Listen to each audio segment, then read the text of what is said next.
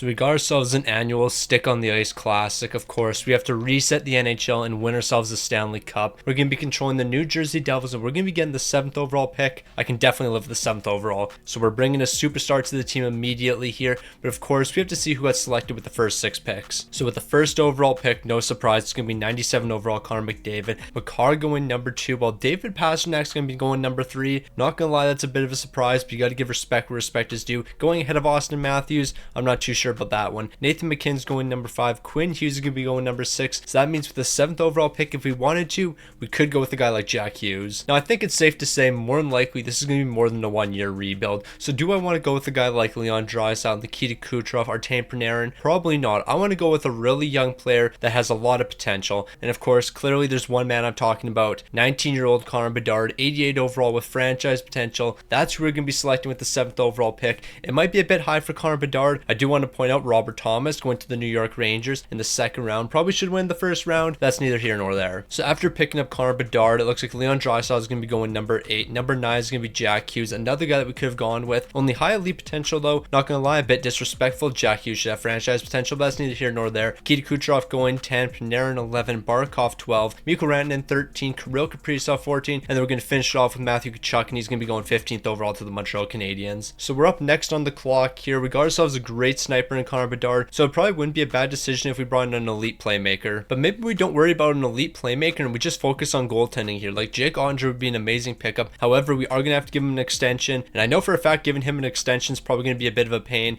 So that means we could go with a guy like Sorokin or UC Saros. And out of these two guys right here, I think we're going to go with Sorokin. 90 overall. He's going to be our starting goaltender for the next couple of years. Ideally, it's going to take us less than 5 years to win a Stanley Cup here. So bringing in a guy like Sorokin, he's not going to age out too quick. So we've got our starting goaltender. We got our franchise center in Connor Bedard. Who are we going to be selecting next year? Probably wouldn't hurt if we brought in a defenseman. And you know what, Brett Pesce? You were just picked up by the New Jersey Devils in free agency, and now you're going to be picked up by them in the fantasy draft. So Brett Pesce's been brought to the team here. Carver Hagee's actually a very interesting selection. He is a power forward, so that means he could be a top 6 player for us, because ideally we're running sniper, power forward, playmaker, and Carver Hagee and Connor Bedard. Verhaeghe is 29 years old, and ideally I would like to get somebody a bit younger than that. 27-year-old Timo Meier's here, but $8.8 million, that's a bit expensive for my blood if I'm being honest. Alex Tuch's under contract for the next 2 years, 87 overall, and I feel like if we gave Alex Tuch an extension, we could probably get him for really cheap. I'm going to hold off on Alex Tuch though, because I want to see what else is out there. So we're going to hold off on Alex Tuch here, because instead we're going to bring Lane Hudson to the team. Lane Hudson and Brett Pesce is our top pairing. That's going to be elite, and if we're incredibly lucky here, we are going to be able to select Alex Tuch in the 5th round. So it doesn't look like Alex Tuch's going to be available here. That's very unfortunate, but you know what? We got an elite player like Lane Hudson. I'm perfectly fine with bringing him to the team here. I guess we'll just have to find a replacement for Alex Tuch now. And you know what? That replacement's going to be a guy I was considering bringing to the team earlier, and that's going to be Carver Hagee. So Carver Hagee are brought to the team next. Now I'm only going to show my top 10 selections, then I'm going to go ahead and draft the rest of the team. So I want to make sure that we bring in some more young players here, and Gabe Vilardi, you could be a good second line center for us. You're a power forward as well, so we're bringing power forwards to the team with back-to-back selections here. We're going to be able to fill out the roster with a ton of snipers and a ton of playmakers, so I'm not too worried about that. Getting good power forwards, that's sometimes a bit of a struggle. So I was talking about how it's easier to get playmakers and snipers later in the draft here. Well, now it's time to draft a playmaker, and that's going to be Matthias Michelli, 85 overall, 23 years old. He's going to keep on getting better, and he'll be a key player for our team. Also, just want to point out Luke Evangelista was just drafted. Still a stick on the ice legend. Alright, so with our next selection, we're going to be bringing in another defenseman here, and that's going to be Liljegren, 25 years old, 84 overall. I'm not really expecting him to get too much better for us, but with our next selection, I just have to ask, maybe I'm a casual, but Darren Radish, I did not realize that you were an 84 overall. Yes, you heard me right. Darren Radish is an 84 overall. He might have actually just got drafted. I think he did get drafted. No, never mind. No, he didn't. I did not realize Darren Radish had 33 points last season and is now an 84 overall. Apparently, I've been sleeping on Darren Radish, and he would actually be a really good defenseman to bring to the team. 2 years left, $975K. We're going to bring him to the team, and don't be surprised if we flip him in the future. He also had exact top 4 potential, so bro's going to be critical in a trade. Now, this is going to be the last selection I show. More than likely after this selection, we're going to bring a handful of young guys to the team, but I do want to bring in one more key piece. And you know what? Maybe we will draft a young player right now, because there wasn't a ton of players I was actually really interested in there. Guys like Sedin Pellica are going to be options. Kemmel's going to be an option here. Aginla, Dickinson, all these guys are going to be options. Who's the highest overall out of all these young players though? Whoever's the highest overall is who I'm going to bring to the team. Actually, I take that back, because the highest overall is Capo Caco at an 81 overall, and I don't really want to draft him this early. However, a guy like Zane Perek, I'll bring him to the team. So I'll go ahead and draft the rest of my team, and then we'll see what I'm cooking up. So I'm not going to lie, just looking at what we have right here, you might be thinking thinking this team is absolutely cooked. However, we drafted a ton of young players that are going to have a lot of trade value, and we're going to utilize that trade value. Quentin Musty, Berkeley Catton, Sadine Pelika, Zane Perek,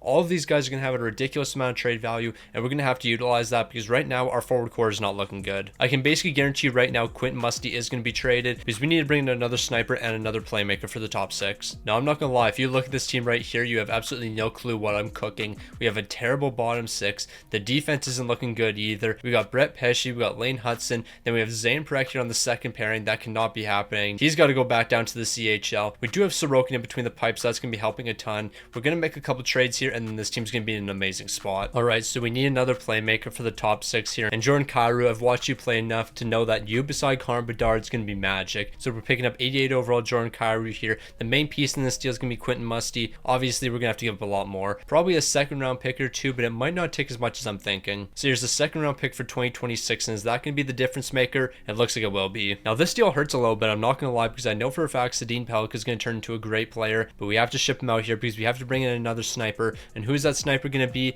Brock Besser, 87 overall. He's going to be helping this team a ton here. We're going to go 1-for-1 here. It's a pretty easy deal to get done. I would love to keep Sadine Pelika on the team, but we do need to make some improvements here if we want to be competitive. But on top of making trades, we also have to make some signings here, and we're going to start with Brock Besser. What's he going to be looking for? So I went through a bit of a negotiation with Brock Besser, and this is what we're going to look at. $7.9 million for the next 6 seasons. We're going to give him a deferred no trade clause. It's 83% team protection. We're going to be saving almost $700K in a deal like this, so I think it's definitely worth it. Now, I'm not going to show every single contract negotiation I have because it would get very repetitive, so more than likely I'm just going to be showing the final offers. So Carver Hayes is going to be getting a very similar deal as well. We're going to be saving $700K in this one. We're basically offering an 8x8 with a full no movement clause. I'm perfectly fine with keeping Carver Hayes on this team for the long run. He's going to be a very valuable piece to this team's core. And Gabe Velarde, if you're going to play some top 6 minutes, how about $5.1 million for the next 4? So the goal is not to win this season, but just for the young core to keep on getting better. Connor Bedard, 88 overall. Jordan Kyrou, 88 overall. Carver Hayes, 87. This is definitely a first line we can live with. Then we're going to see Brock Besser, Velarde, and Matthias Michelli on the second line. These two guys are going to keep on getting better. Brock Besser might even get a bit better himself. He's only 27 years old. When it comes to the bottom 6, we're going to rework that over the offseason. Perron has 2 years left on his deal, but he won't be returning in the future. Jordan Stahl, he won't return in the future, but for now he's a good third line guy for us. The fourth line's not the worst in the world, so I can definitely live with what we have here. Defensively, we're going to wait for Lane Hudson to develop, and the next season we'll get rid of the Alex Martinez contract. We just need to make sure that we can reach the salary cap floor. And then when it comes to goaltending, of course, we know Sorokin's our guy for the entire rebuild, and I'm expecting him to do big things. So it's time for us to go ahead and simulate season number 1 here. But while we simulate season number 1, if you haven't already, make sure you subscribe to the channel. We're trying to hit 75K subs by the end of the month, so if you haven't already, subscribe to the channel. Now, I certainly wasn't expecting the New Jersey Devils to be one of the best teams in the entire league, but this is pretty disappointing. We're currently sitting 21st in the entire league, a 30-29-5 record. I don't really know what's going on with this team. Actually, yes, I do. We don't know how to play defense. That's what's wrong with this team. 3.52, that has to be one of the worst in the entire league. The 4th worst defense. Offensively, we're not bad. We just can't keep the puck out of our own net. Now, that doesn't necessarily surprise me. Jordan Kyrou, 62 points so far. Connor Bedard, he's got 57. He's up to a 91 overall. Jordan Kyrou's also up to a 90. So we're seeing great progression from those guys. Brock Besser, 88 overall. Carver Hagee, he's an 88 as well. So the key pieces are looking good here. We're just not performing. We definitely have to fix up the defense. So that'll be something we address over the offseason here. We're probably not going to make a ton of trades. I might try to trade David Perron away. I forget what his no trade clause is. Okay, there's a handful of teams we can trade him to. So more than likely David Perron will be getting shipped out here. Sorokin, you only can do so much with what's in front of you. No, but seriously, I did not think our defense was this bad. Lane Hudson, 24 points so far. You're an 84 overall. Brett Pesce, you're an 88 overall. You're doing okay. Liljegren, you're an 84. Not gonna lie, expecting a bit more from you, but I guess it's that third pairing. Our third pairing is just atrocious here. That'll be fixed over the offseason. I mean, I shouldn't even just say it's the third pairing. Like Lane Hudson, you're minus 19. Brett Pesce, 0. How is there that much of a difference between two defensive partners? So we're gonna pull off this deal with the Columbus Blue Jackets because I'm assuming I can re-sign Henry Jokiharju for less than $3.1 million. So David Perron's gonna be sent over. We're gonna be freeing up a bit of money there. This move is strictly to clear cap space up for next season. Now, I think that's the lone move we're gonna make here. We're just gonna allow the young guys to keep on developing, and then in season number 2, we're gonna be making a big push. Now, this is exactly why I brought Henry Jokiharju to the team. We're gonna be keeping him around. It's gonna be $2.3 million for the next 2 years. That's a really good price for a third pairing defenseman. Also, we got Scott Perunovich on waivers. Kind of thought that was like a no-brainer. player, 1.8 for the next 3 years. So no doubt about it, it was a very disappointing season for the New Jersey Devils. 20th in the entire league here, a 39-37-6 record. Defensively, we were absolutely atrocious, and that's something we have to address. We cannot be this bad defensively. Offensively, we also weren't the greatest either. So what was this team actually doing out there? A whole lot of nothing. Jordan Kyrou 76 points, Bedard 75, Brock Besser 73. You know who I'm going to blame this season? I'm not going to blame any of the players. We're blaming the coaches. The coaches are the reason that this team failed. We're going to bring in a new coach, and this team's going to see a lot more success. I can guarantee you that right now. And I'm going to be honest, I actually couldn't even tell you who our coach was last season, what their overall was or anything. For all I know, bro was a C-. If he was a C-, I think we can say this was actually a successful season, but you know what? We're not going to even talk about that. The San Jose Sharks, Stanley Cup champions here, taking down the Red Wings in 6 games. It's time for the New Jersey Devils to get back, and we're going to do that through the offseason. Also, let's try to jump to the first overall pick somehow. I would take that as well. So can we pull off some miracle and jump to the first overall pick? Absolutely not, but we are going to get the 12th overall, so we do have a chance of getting an elite potential player. Now, I don't think it's going to be possible for us to get an elite potential player with the 12th overall pick. However, we might be able to make a trade up to like the 8th overall pick or something, and then we'll be guaranteed to get ourselves an elite potential player, and I'm thinking we're probably going to do that. So if I were to trade the 12th overall pick and a lucrative 7th rounder, can we somehow jump up 4 spots and get the 8th overall pick? They're going to be saying no to that, but I think a 6th rounder might make the difference. If we're able to jump up 4 spots by giving up a 7th round pick and a 6th round pick, then that's absolutely ridiculous. That's crazy. So because of that right there, we're going to be selecting Roger McQueen, and I know for a fact he's going to have medium elite potential. That's a big time play for us. No, like seriously, we moved up how many spots to get a medium elite potential player? I really want to know what the Anaheim Ducks are going to be bringing to the team. It's probably going to be like Jordan Gavin or something. I know he only has medium top 6 now. It's not even going to be Jordan Gavin. They're going to be getting a medium top 6 potential player. So you basically traded Roger McQueen for a medium top 6 potential player, a 6th round pick, and a 7th rounder. What are y'all cooking up? So I have a feeling Mason McTavish is going to be one guy that we trade for a lot in these videos. More than likely, I'm going to have to change him to having medium elite potential because high top 6 just isn't enough. It makes it too easy to trade for him. The rest of this draft is cooked, so all these picks right here in Liljegren are going to be sent over to the Dallas Stars. Now, I'm not surprised they're saying no to that, but what if I give you Velarde as well? Like, Velarde, I have no issue with you, and we just gave you a big time extension. You actually have high top 6 potential now, so maybe I actually want to hold on to you. We could use a bit more help on the left side. We're definitely going to be able to get Mikey Anderson in this deal, but let's see if we can get some draft picks as well. So can I also pick up a 2nd and 2 third rounders? I don't think we're going to be able to get both those 3rd round picks, but we might be able to get one of them. So I'm going to offer this over. We're getting a 2nd rounder, a 3rd rounder, and Mikey Anderson. Now that's a big time deal. So we have $17 million in cap space, but we have to be careful because we still have to re-sign Connor Bedard. Cam Atkinson's leaving, Martinez is leaving, Juan Ruda is leaving, Thomas Tatar is going to be leaving. Berggren, I'll probably bring you back to the team. You're a good enough 4th line guy for us. I can do 1 year at $1.2 million. That's a pretty good deal for you. The one thing I will say about NHL 25 that I really like is how some players will just immediately accept offers, and I don't have to simulate one day. We'll make another small signing here. Olivier, you're going to return to the team for the next couple years here. And then Atu Ratu, I'll bring you back for the next 3 years. We'll do $975K. But that's actually not going to be the last deal we do here because I completely forgot about Tarasov, and he was a pretty solid backup for us. I mean, that's an absolute lie. Like, his numbers were atrocious, but I still will bring him back to the team. 1.275 for the next 2 years. So Tarasov's going to be returning to the team. We're going to be keeping a majority of the key pieces around, and we have $17 million to work with. So here's where things are going to get a bit difficult. We have to give the big time deals out, but Connor Bedard, you are being way more reasonable than I was expecting. I think we could probably lock you down for $8.9 million. We actually probably can do less than that just based on what your interest is right now. How about we do 8.8 for the next 8 years? That's way better than what I thought it would be. Lane Hudson, I'm hoping you're going to be asking for a reasonable deal, and it looks like you are. One thing that needs to be addressed in a future NHL game, because I noticed it wasn't addressed in NHL 25, is players like Lane Hudson for their 2nd deals not asking for any money whatsoever. 5.5 for Lane Hudson is absurd. Matthias Michelli, are you going to be able to be a top line playmaker for us? That's one question I do have here. But you know what? We're going to do 5.2 for the next 3 years, and we're going to take that risk. I mean, you are an 85 overall, so you do play your role here. And then Darren Radish, more than likely I'm going to have to trade you away here. Where are you going to be looking for? 4.6 million. Do I want to give Darren Radish 4.6 million? I don't think so, so we're going to make a move here. So it looks like Jeff Skinner has a ton of interest in joining the New Jersey Devils, so we're going to try to bring him to the team on a really reasonable deal. 4.5 million for the next 4 years. Actually, could we do 4.4 million for the next 4? If we could somehow get Jeff Skinner on a deal like that, that would be absolutely ridiculous. I highly doubt he's going to accept it, but we're still going to have to offer that over to him. So Jeff Skinner, what are you thinking about that deal right there? We're going going to be bringing in an A+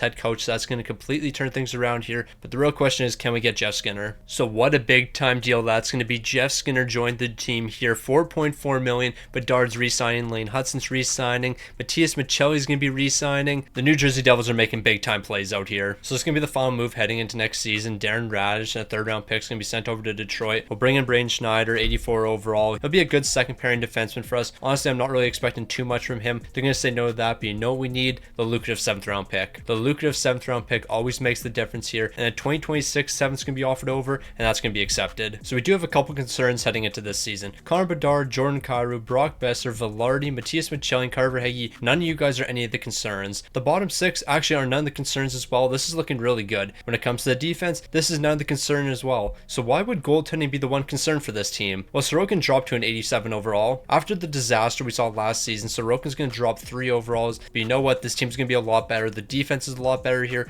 Everything about this team is a lot better, from the coaching to the players. The progression's a lot better. The entire lineup's sitting in a much better spot here. So expect the New Jersey Devils to see a lot more success this season. So the Devils have learned from their mistakes here. They're looking to make some big moves and then make some big trades at the deadline. And then of course, like always, we have to set our focus, and we're always 5-on-5 focus, so we can get better defensive awareness and better offensive awareness. From what I've seen so far, this always makes a huge difference. So look how much of a difference a new coach makes. The New Jersey Devils, 3rd in the entire league, a 38-18-6 record, still one of the best offenses in the entire league, but the defense is one of the best. I think we have the best defense in the entire league here. Yes, we do. Sorokin's going to see some crazy progression. Bedard's 73 points so far. He's having a much better season. Jordan Kyrou, 71 points. Brock Besser's great. For Hagee's great. Matthias Michelli, had a couple questions about you, but you're looking fantastic. Velarde's looking great. Jeff Skinner's looking great. The entire team's looking amazing here. And then when it comes to goaltending, Sorokin, you're back to your usual self. Still an 87 overall though, but 29 wins, 5 shows. A 914 to 256 is definitely ideal. So we could make a couple trades here, but the way the New Jersey Devils are looking, I don't want to make too many, but if we can make an upgrade to the bottom 6, I'll definitely do so. So this deal is an absolute no-brainer. Caden Korczak, Amadio, and a 3rd round pick is going to be sent over to Columbus. Voronkov and Greentree are both going to be acquired here. Greentree could be a really good asset for us in the future. Voronkov's going to be a good 4th line player. Amadio, we get rid of that contract because that's going to be hurting us for next season. This deal is an absolute no-brainer. So the New Jersey Devils had a terrific finish to this season. We're going to be finishing 1st with a 51-25-6 record. A majority of the team's going to be back for next season. So even if we don't win in year number 2, we're going to be winning in year number 3 or even year number 4. We're keeping this core around for the next couple of years,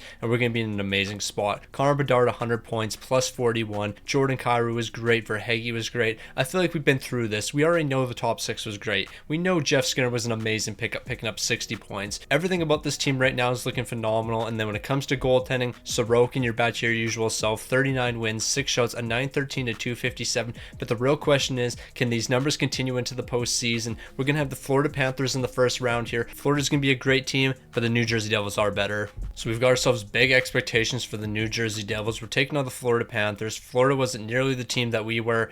I haven't gotten used to this. I haven't gotten used to this slow simulation in the 1st round of the playoffs, and it throws me off every single time. But we're going to be dropping the first 2 games, responding in game number 3. What's going to happen here in game number 4? We're going to be responding once again here. So we've evened this series up, and it's a best of 3 moving on. Game number 5 is going to be a massive one. We can't be dropping that one. I have to delay my speech a little bit just so we can get through the simulation. We're going to be stealing the 3rd straight game here. Can we steal 4 in a row and move on to the 2nd round? Maybe. Maybe we can. It doesn't look like it. We're going to game 7. No, seriously, I got to get used to that slow simulation. It's really messing with me. So here we go. Game 7 against the Florida Panthers. Clearly, the New Jersey Devils are the favorite here, but that means absolutely nothing. We have a 2-0 lead entering the 3rd period. We should be able to hold this one down, especially with our amazing defense, and that's exactly what's happening here. We're off to the 2nd round. So we made that big comeback against the Florida Panthers, but we definitely shouldn't have gone to 7 games. We were the clear favorite, but we didn't show up when it mattered most. We're moving on to the 2nd round, so we can't have any more faults for this team. We have to perform. Now, the simulation for the 2nd round is a lot faster than the 1st round. The 1st round is just slow because it's trying to process every single game that's played. But you know what? The 2nd round is going to be quicker. So far, we split the series with the Islanders, so game number 5 is going to be a big one yet again. We're down to a best of 3 series. Who's going to be coming out on top? Of course, the Devils are going to be stealing game number 5. Can we steal game 6 as well? I don't want to go to game 7 again, and it doesn't look like we're going to have to. A massive 4-1 win in back-to-back games here. We're going to be advancing to the conference finals. So in those last 2 games games against the Islanders, not only was the defense great because we only allowed 2 goals in 2 games combined, but offensively we were flying, scoring 8 goals combined, scoring 4 goals per game while only allowing 1 goal per game. That's definitely going to result in a lot of victories. We've made it to the conference finals, and now we have the Ottawa Senators to take on. We're 4 games away from the Stanley Cup final, and then 8 games away from hoisting a Stanley Cup. But let's not get ahead of ourselves here, 1 game at a time. So here we go, the conference finals, the Ottawa Senators and New Jersey Devils. We're going to be winning game 1, but we're dropping game number 2. But we don't have to worry. The offense has been amazing so far. Can we close out in game number 5? We're in the Stanley Cup final in year number 2. Not gonna lie, wasn't ready for that. So we've made to the Stanley Cup final, a best of 7 series. The Colorado Avalanche taking on the New Jersey Devils, 2 elite teams, but so far the New Jersey Devils have got better in every single series. It took us 7 games in the first round, 6 games in the second round, only 5 games in the conference finals. Is it going to be a sweep over the Colorado Avalanche? I doubt it's going to be a sweep, but it's going to be a good series. So if we sweep the Colorado Avalanche, I'll buy a New Jersey Devils jersey. It doesn't look like that's going to be happening. We're going to be splitting the series with them. So once again, game 5 is going to be a massive one. Can we win another game 5? I think we're 3-0 in game 5 so far. Can we make it 4-0? Yes, we can. So all we have to do is close it out in game number 6 here. And unfortunately, we're not doing that. Game 7 for the Stanley Cup, it comes down to 1 game. The big time players are going to need to show up in this game right here. We're going to be exchanging goals in the first period. Marchessault is picking up 1 for Colorado. Matias Maccelli's picking up 1 for the Devils. In the second period, we're exchanging goals yet again. Logan Couture, Velarde. It comes down to the third period. Who's going to show up in the third period? Who's going to win their team a Stanley Cup? It looks like it's going to be going to nobody. We're exchanging goals yet again here. I honestly thought we won this in the third period. I guess not. For Hage's picking up a massive goal. So is Tim Stützle. Overtime's going to settle this one. And in overtime, we need double overtime. And in double overtime, Alex Turcotte, a shorthanded goal. Ain't no way. I'm going to be honest, I didn't even know this guy was in the lineup. Alex Turcotte, a shorthanded goal in double overtime. Game 7. Has there ever been a bigger goal? Not like serious when you really think about it. A shorthanded goal, game 7 of the Stanley Cup final in double overtime. That has to be the biggest goal in NHL history, and it's come from Alex Turcotte, a guy who I didn't even know was in the lineup. We really just won a Stanley Cup there. The big time players definitely showed up. Alex Turcotte, how many goals did you score during the postseason? My guess is 1. My guess is that man scored 1 goal in the postseason. It just happened to be the double OT winner in game 7 on a shorthanded goal. Bedard, 17 goals, 13 assists, 30 points. Definitely worth taking him 7th overall. Jordan Kyrou, 23 points. Verhaeghe, 22. Brock Besser, 21. But Alex Turcotte, how many points did you have and how many goals did you have? Did this man really pick up only 1 goal? Never mind, he had 2 goals in the postseason. 2 goals, 3 assists for 5 points was -2. He had 1 game winner, and it was a double overtime winner in game 7, shorthanded. I will never get over that. Alex Turcotte, officially a stick on the ice legend. How did this man do it? It doesn't make sense whatsoever. When it comes to goaltending, Sorokin, 16 wins, 1 shutout, a 903 and a 289. Not gonna lie, I thought these numbers were gonna be a bit better, but you know what? Who cares? We're Stanley Cup champions. We reset the entire NHL, and after resetting the NHL, Alex Turcotte, double overtime, shorthanded goal in game 7. Bro, that doesn't even make sense. How did that even happen? Shout out to Alex Turcotte though. Stick on the ice legend now.